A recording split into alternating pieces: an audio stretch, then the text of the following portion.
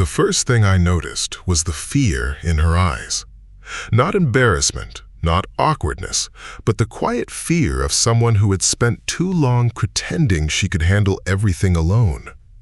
It was almost noon when the hotel clerk told her that her reservation had disappeared from their system.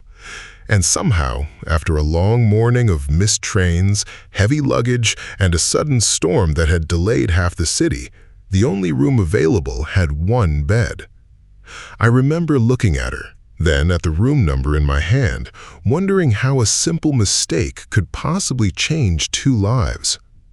She stood in the doorway with her suitcase beside her, rainwater still shining on the shoulders of her coat, and for a moment, neither of us knew what to say. If you believe that kindness can create second chances in the most unexpected moments, take a second to like this story, share it with someone who needs a little hope today, and subscribe to The Invisible Line. Sometimes the people who arrive in our lives by accident are the ones who leave the deepest mark. My name is Rowan Mercer, and I had come to Bellmere for a job interview that I desperately needed.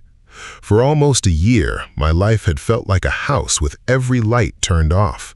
I had lost my father, closed the small repair shop we had built together, and spent months applying for work while quietly pretending to everyone around me that I was fine.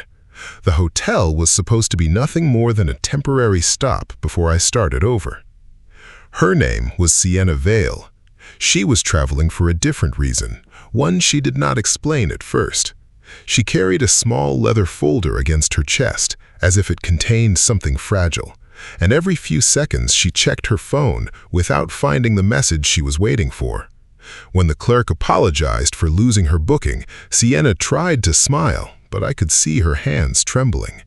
The manager offered a refund and suggested other hotels, but the nearest available room was miles away, and the storm had already flooded several roads. I surprised myself when I offered to share my room for the afternoon. I told her there was nothing romantic about it, no expectations, no pressure, and that I could sleep in the chair if necessary. She studied my face for several seconds before quietly accepting. The room was brighter than I expected because sunlight was breaking through the clouds, painting pale gold across the carpet and the white sheets.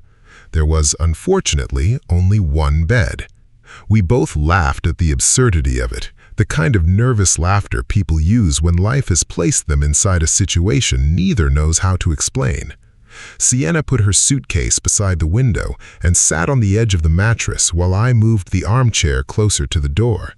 I wanted her to feel safe, so I kept my distance. For the next hour, we barely spoke. She opened her folder and stared at several papers without turning a page. Eventually, she whispered that she had come to Bellmere to meet her younger brother, whom she had not seen in 6 years. Her mother had died recently, and Sienna had promised herself she would finally repair what had been broken between them. But her brother had stopped answering her calls that morning. I understood then why she looked frightened. She wasn't worried about a hotel room. She was afraid she had arrived too late to save something that mattered. The hours passed slowly. The storm weakened, and sunlight returned to the streets below. Around 2 o'clock in the afternoon, Sienna received a message, read it, and suddenly covered her face with both hands. Her brother had agreed to meet her, but he had written only one sentence: "I don't know if I can forgive you." She began to cry silently, trying to hide it. I told her that forgiveness was not something a person could demand, only something they could earn through patience. I told her that sometimes showing up was the first step, even when you were terrified of what might happen next. She looked at me with tears on her cheeks and asked why I sounded like someone who had learned that lesson the hard way. I told her about my father, about the shop, and about how I had spent months blaming myself for not noticing how tired he had become before he died. For the first time in a long while, saying it aloud did not feel like carrying a stone in my chest. It felt like putting the stone down. Later, when Sienna stood to leave, she suddenly became dizzy. She had barely eaten since morning. I reached out instinctively, and she stepped backward at the same moment until her back gently touched my chest. We froze. There was nothing dramatic about the moment, only two exhausted people standing very still while sunlight moved through the room. She could have stepped away immediately, but instead she took a slow breath and whispered, "Stay like this." I did, not because I misunderstood her, but because I understood exactly what she needed. She needed for one brief moment to know she wasn't alone. So I stood there without moving, giving her the quiet comfort of another human being who wasn't asking anything from her when she was at her most vulnerable. After a few seconds, her shoulders relaxed. She rested her head lightly against me and closed her eyes. Outside, cars moved through wet streets. People hurried under umbrellas, and the world continued as if nothing important were happening. But inside that small hotel room, something changed. Sienna eventually met her brother that afternoon.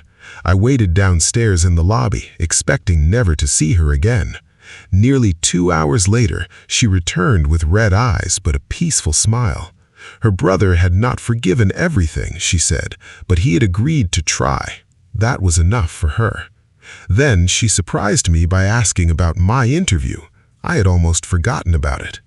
My interview was scheduled for the following morning, but after everything that had happened, I felt strangely calm. Sienna told me that my father would probably have wanted me to stop punishing myself for surviving. Her words stayed with me. The next morning, I attended the interview and received the job. 3 months later, I learned that Sienna and her brother were rebuilding their relationship slowly, one conversation at a time. Sienna and I stayed in touch too, but what mattered most was not that two strangers had fallen in love in a hotel room. What mattered was that two wounded people had reminded each other that being broken did not mean being beyond repair. Sometimes love does not arrive with flowers, perfect timing, or grand promises. Sometimes it arrives as a lost reservation, a borrowed room, a quiet afternoon, and a person willing to stay when walking away would be easier. If this story touched your heart, please like the video, share it with someone who may need to hear that second chances are still possible, and subscribe to The Invisible Line. And before the ending, I have one special request. Comment "Stay" if you believe that sometimes the greatest gift we can give another person is simply refusing to let them feel alone. Years later, Sienna told me she barely remembered the hotel clerk's apology or the storm that ruined her travel plans. What she remembered was the afternoon sunlight, the feeling of finally being safe enough to stop pretending, and a stranger who never asked her anything when she was at her most vulnerable. I remembered something different. I remembered the moment she said, "Stay like this," and how, for the first time since losing my father, I realized that staying beside someone could also help you find your way back to yourself. The hotel had lost her booking that day, but somehow, in the middle of all the confusion, life had given both of us something neither of us had known we were looking for.